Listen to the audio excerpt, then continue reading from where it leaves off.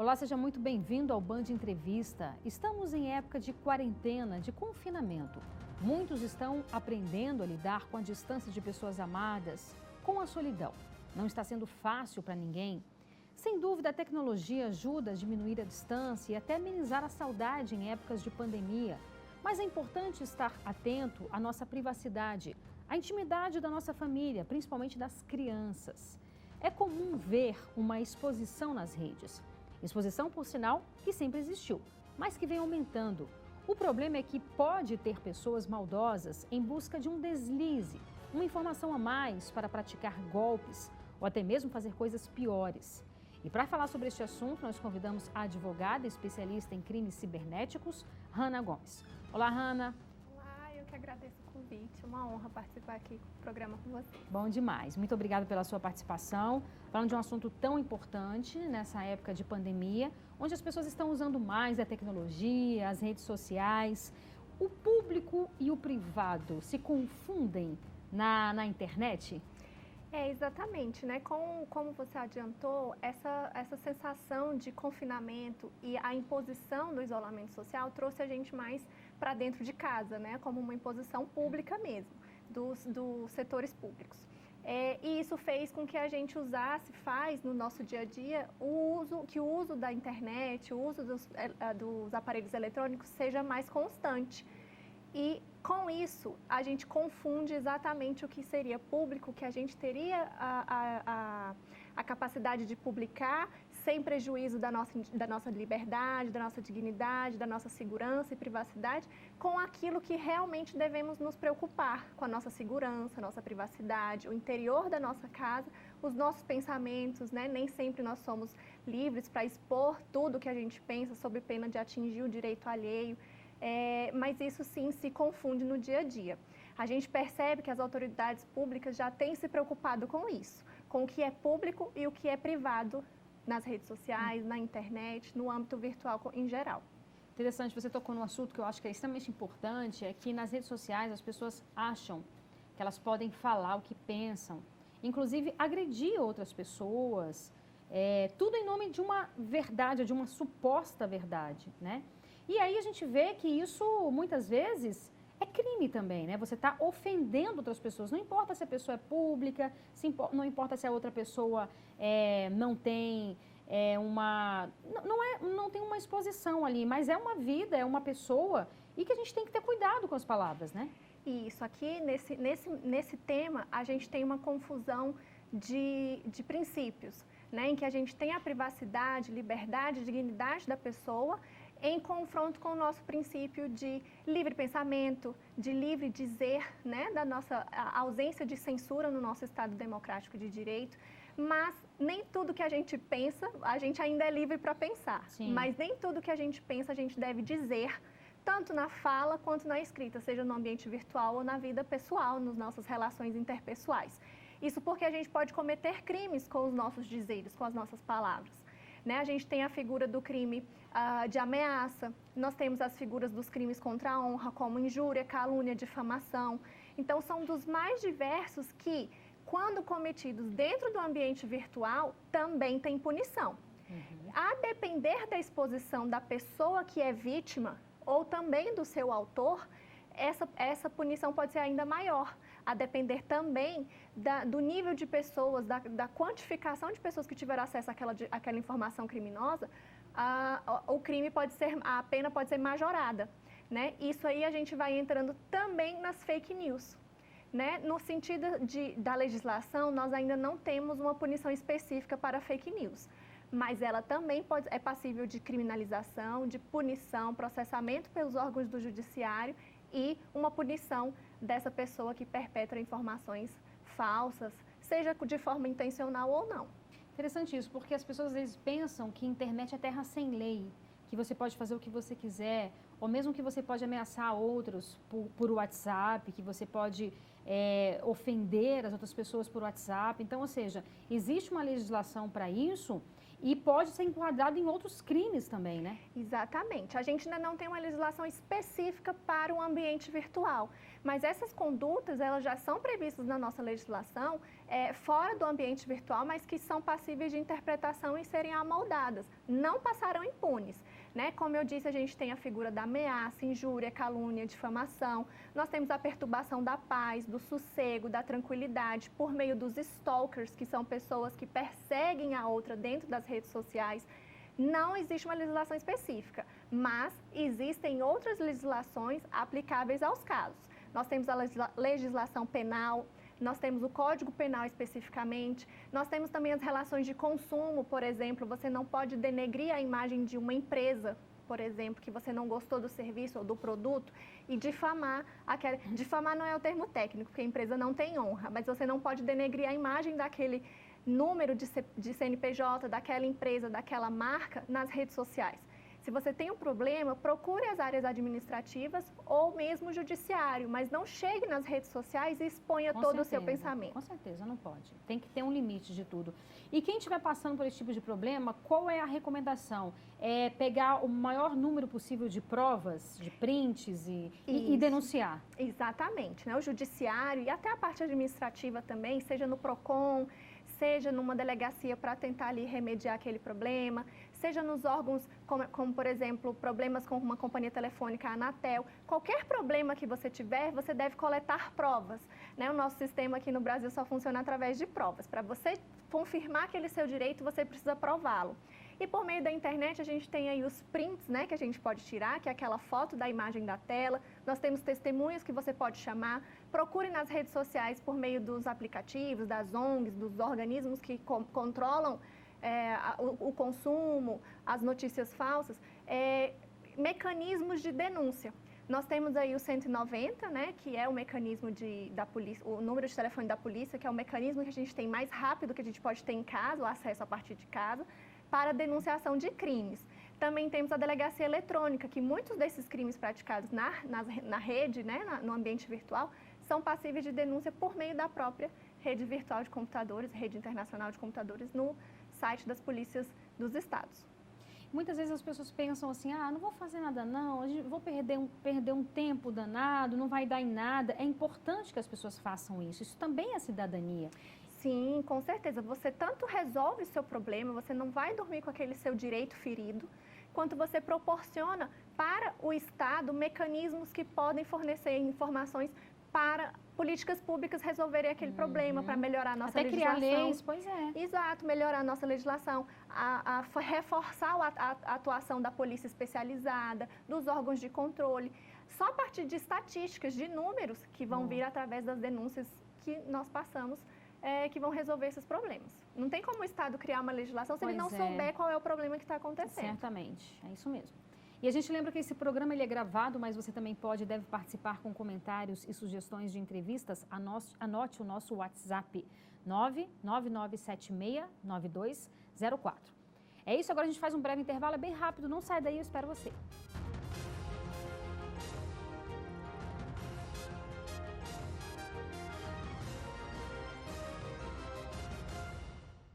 Estamos de volta com o Band Entrevista.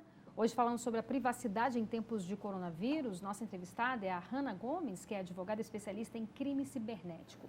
Hanna, há algum tempo já a gente vive essa realidade das pessoas se exporem muito nas redes sociais, né? Então, tudo parece que as pessoas têm essa necessidade, que talvez seja até um vazio por dentro, de ter que tirar foto, expor o que está comendo, a viagem que fez, enfim, tudo. É uma necessidade que pode ser perigosa, né? Extremamente perigosa, né? O brasileiro, ele é a nacionalidade que mais usa a internet, só perdendo para o indiano. Nossa. E há quem diga, os especialistas dizem que é por causa da superpopulação indiana, mas que sim, o brasileiro seria a nacionalidade que mais usa as redes sociais e que mais se expõe. né? Como você bem disse, o brasileiro tem uma necessidade de expor até mesmo passos do seu dia a dia, Sim. como o que faz para comer, o exercício físico, onde está jantando. Os bens de consumo, né? Isso gera um algoritmo de vendas. Então, o controle... Como assim algoritmo de vendas? Explica Por exemplo, quanto mais pessoas expõem que comem certo tipo de chocolate, mais interessante aquela marca fica, mais forte aquela marca fica. E aí uma celebridade, um político pode passar a comer aquele chocolate para se tornar mais popular. Sim. E aí gera um sentimento de pertencimento, de identificação com a população, e aí a gente vota, a gente escolhe, a gente segue aquela celebridade, aquele político. Então, são algoritmos... E tudo há um marketing por trás, né? Exatamente. Tudo são informações que a gente passa e que a gente não percebe, né? Já num sistema mais íntimo, a gente informa o nosso... Pode até ser de uma forma não intencional. Para aqueles que fazem isso de forma não intencional, muita atenção, né? Porque a gente publica o modelo do nosso carro, a placa do nosso carro, o tipo de região que a gente mora, quiçá à frente da nossa casa, o uniforme das nossas crianças quando estão no ambiente escolar, uma série de informações. A hora que eu saio de casa, onde eu trabalho. Exatamente. A hora que eu chego. Nós tivemos uma falha recentemente de uma das autoridades mais importantes do país, que foi o general Heleno, que ele publicou o seu exame de Covid-19 com o seu CPF, nome completo. Um risco. O general que comanda o Gabinete de Segurança Institucional da Presidência da República. Então, como é natural, a rede social está na nossa... A internet em si, ela está na nossa vida de forma popular desde os anos 90. Então, ela se tornou parte da nossa sociedade, da nossa comunidade, parte da nossa expressão comportamental. Então, a gente não percebe o quanto de informações que a gente passa, né? Isso gera uma situação muito sensível na sociedade para os criminosos, porque a gente tem o criminoso em todos os ambientes, infelizmente, dentro das redes sociais, dentro do ambiente virtual também. E aí a gente abre várias portas, né? A gente abre uma porta para os golpes, os estelionatos, os sequestros. Então, é um ambiente muito legal de se conviver, porém, assim como a vida real, muito sensível e que merece atenção, cuidado e proteção. Nossa, demais, demais. A gente não está atento, né? As pessoas que estão olhando, que estão anotando, é isso que a gente falou, o horário que a gente sai de casa, onde nossos filhos estudam, o horário que a gente pega eles, quais os cuidados que a gente deve ter, Hanna? Bom, num primeiro momento, com relação a crianças e idosos, a gente deve evitar publicá-los sem autorização, primeiramente, uma vez que são pessoas que têm uma vulnerabilidade mais exposta, né, mais sensível, não podem se autoproteger.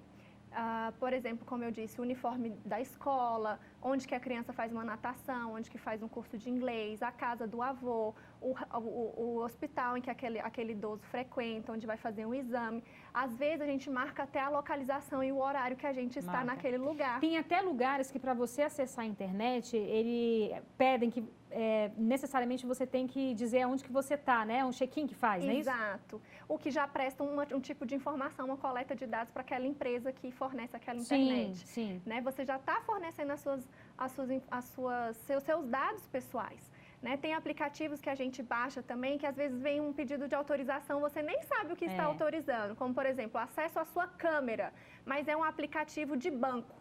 Para que o banco quer uma autorização para acessar a minha câmera, ou as minhas fotos, ou os meus controles de números de telefone? Então, a gente tem que pensar nisso tudo e talvez escolher dentro do mercado um outro aplicativo, dando a entender que nós temos um nível de tolerância. Esse tipo de invasão eu não aceito. E assim vai fazendo com que políticas públicas sejam elaboradas, legislações, e chegue às nossas casas, aos nossos aparelhos com aplicativos mais seguros. Na comunidade internacional, a gente tem o termo Digital Surveillance, que é a vigilância digital, em que os estados têm essas informações num grande banco de dados. Ouso dizer que o Estado sabe mais da gente do que a gente mesmo, porque a gente dá informações em todos os tipos de aplicativos, né? Os bancos, aplicativos de controle de gastos, aplicativos da academia, que tipo de exercício a gente come, consome. A nossa vida está toda exposta, Está toda exposta. E havendo um grande banco de dados que o Estado tem controle, ele sabe tudo da nossa vida, o que pode gerar aí uma grande manipulação.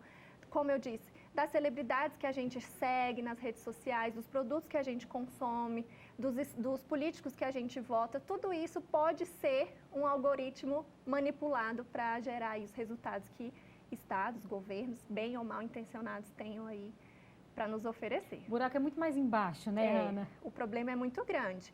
Mas já na nossa vida, assim, no dia a dia, a gente precisa pensar, como eu disse, nos pequenos crimes, que podem gerar prejuízos imensuráveis, como, por exemplo, o estelionato, o clone do nosso telefone, do nosso aparelho celular, dos nossos meios de comunicação. Como evitar, por exemplo, o clone de um aparelho celular? Bom, cada aplicativo tem seus próprios mecanismos de segurança, bem como o seu aparelho físico e também o sistema operacional do seu telefone.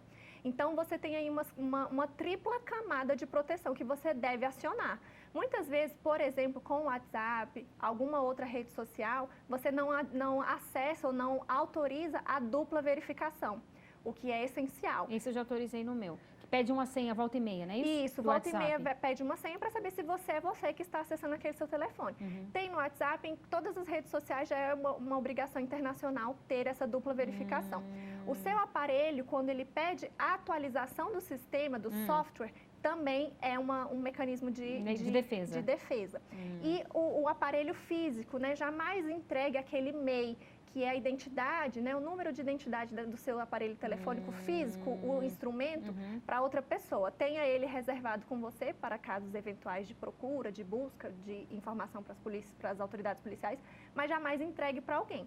Mudar as senhas de tempos em tempos, eu sei que é um transtorno, né? Muitas vezes as pessoas usam a mesma senha para tudo. Hoje em dia muitos têm aquela senha digital, que também é bacana, né? A senha digital também é um instrumento, mas infelizmente a gente já tem hackers tentando não, já conseguiram em alguns aparelhos, alguns modelos de aparelho, acessar o dispositivo sem aquela senha e ficaria desprotegido.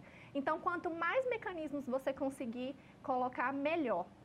E, caso seja vítima, correr às autoridades policiais para que aquela violência, aquela agressão, aquela invasão cesse, né? Porque quanto mais tempo se passa, maior aquele prejuízo ou aquele dano à sua imagem, à sua conta bancária, o prejuízo pode ser maior. Maravilha. E a gente lembra que esse programa ele é gravado, mas você também deve participar com comentários e sugestões de entrevistas. Anote aí o nosso WhatsApp, está aí na sua tela, 99976-9204. E agora a gente faz mais um breve intervalo, é o último. Não saia daí, eu espero você.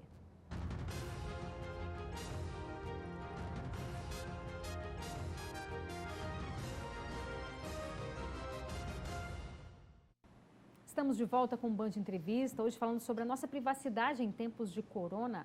Nossa entrevistada é Hanna Gomes, que é advogada especialista em crimes cibernéticos. Hanna, é muito dinâmico esse mundo, esse universo dos golpes, mas quais são os principais golpes que nós temos hoje aí na praça? Nossa, são dos mais diversos, né? A gente tem, além dos crimes contra as pessoas, né? A gente tem também os golpes, onde a gente acha que está sendo, que está protegido, que está fazendo uma coisa certa, mas na verdade nós estamos sendo enganados.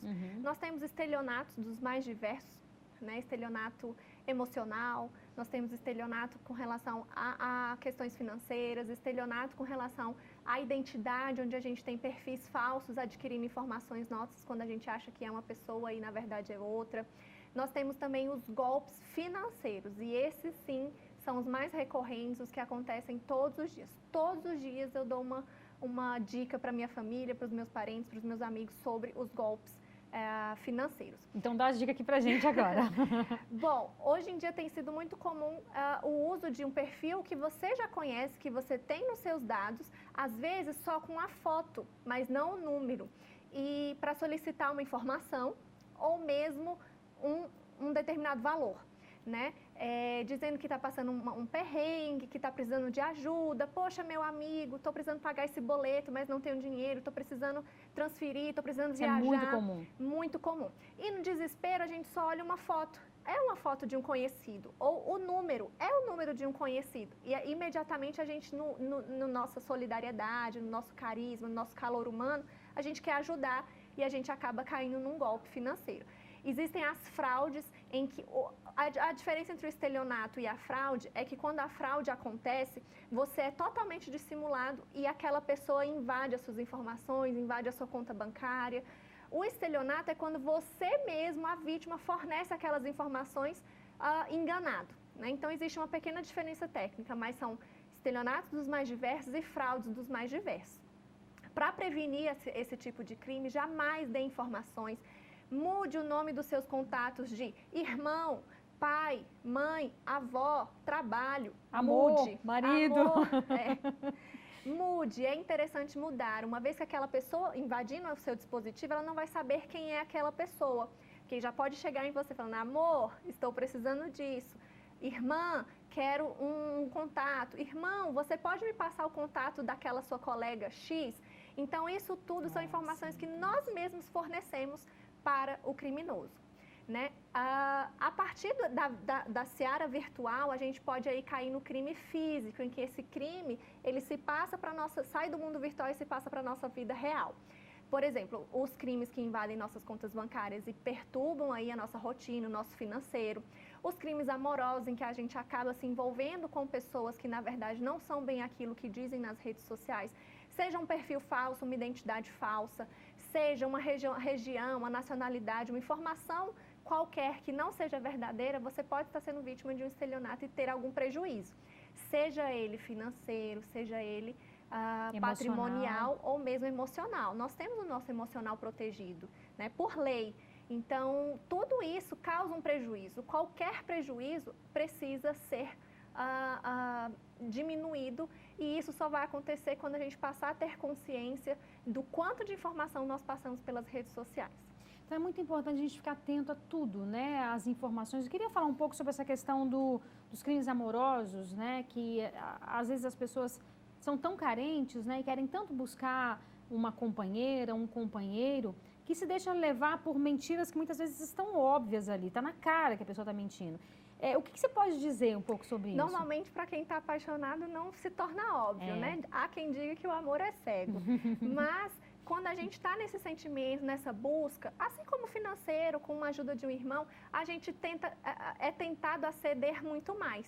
E aí a gente não percebe, o nosso inconsciente é científico, o nosso fisiológico tenta diminuir, dirimir aquela informação o mínimo possível para que a gente possa acessar o amor, para que a gente possa acessar o desejo. Ser desejado, ser amado é uma necessidade muito grande, é natural do ser humano.